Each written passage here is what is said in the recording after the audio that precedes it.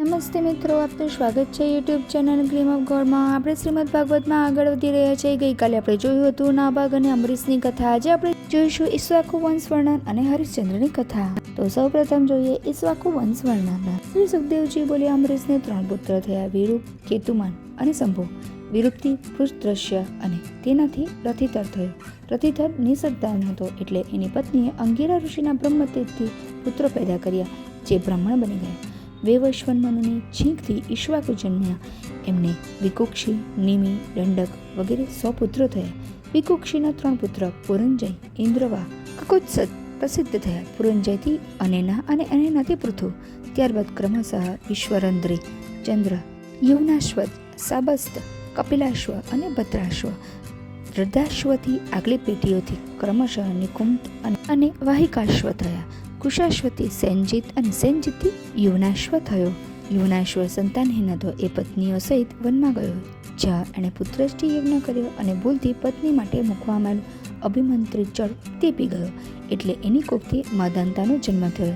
એની પત્ની બિંદુમતીથી પુરુકુત્સ, અમરીશ અને મુચુકુંદ 3 પુત્રો થયા। ત્યારબાદ 50 કન્યાઓ થઈ। એ બધી કન્યાએ સૌભરી મુનિને પતિરૂપ વરણ કર્યા।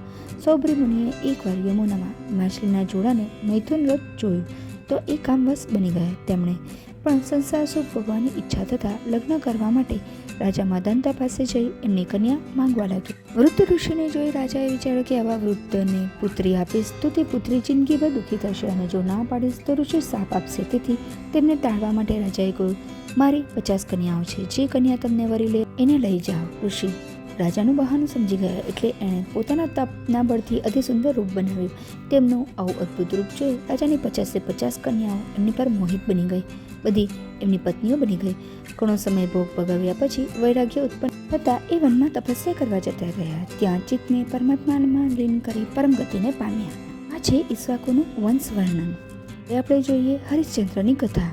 શ્રી સુખદેવજી બોલ્યા, મહાદાંતાના વંશમાં અમરીશ, યૌવનાશ્વ અને હરિત 3 ઉત્તમ મનુષ્ય ગણાતા હતા। મહાદાંતાના બીજા પુત્ર કુરુત્સનો વિવાહ નાગોની બહેન નર્મદા સાથે થયો।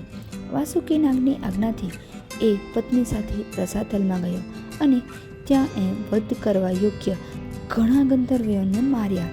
નાગોએ વરદાન આપ્યું કે પુરુકુત્સના નામ અને ચરિત્રનું સ્મરણ કરશે એને શાપનો ભય નહીં રહે। પુરુકુત્સને ત્રસદસ્યુ નામનો પુત્ર થયો અને ત્રસદસ્યુને અનરણ્ય થયો। અનરણ્યની આગલી પેઢીઓમાં ક્રમશઃ હર્યશ્વ, અરુણ, ત્રિબંધન અને ત્રિશંકુ થયા। ત્રિશંકુથી હરિશ્ચંદ્ર થયા। નારદના વરદાનથી એમને પુત્ર રોહિત જન્મ્યો। રોહિતને વરુણે માંગ્યો। રાજાએ પુત્ર મોટો થતાં એને વરુણને આપવાનું વચન આપ્યું, પરંતુ પુત્રના મોહના કારણે એ ટાળતા રહ્યા। આથી વરુણે હરિશ્ચંદ્રના પેટમાં પ્રવેશ કરી એને જલોદર રોગથી ઘેરી લીધો।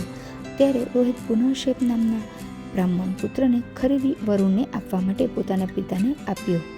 ત્યારે હરિશ્ચંદ્ર રોગમુક્ત બની ગયા। ત્યારબાદ હરિશ્ચંદ્રે પુરુષમેઘ યજ્ઞથી વરુણ વગેરેને પ્રસન્ન કર્યા।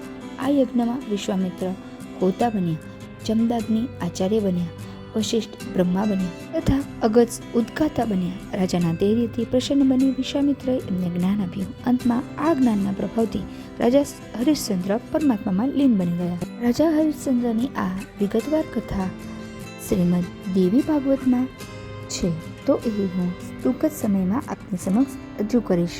અહીં શ્રીમદ ભાગવતની હરિશ્ચંદ્રની કથા પૂર્ણ થાય છે। બાકીનું આપણે આવતીકાલે જોઈશું। ત્યાં સુધી આપ સૌને મારા જય શ્રી કૃષ્ણ। જો આપને અમારો વિડીયો પસંદ આવ્યો તો વિડીયોને લાઇક કરજો, શેર કરજો અને ચેનલને સબસ્ક્રાઈબ કરવાનું ભૂલતા નહીં। આવજો।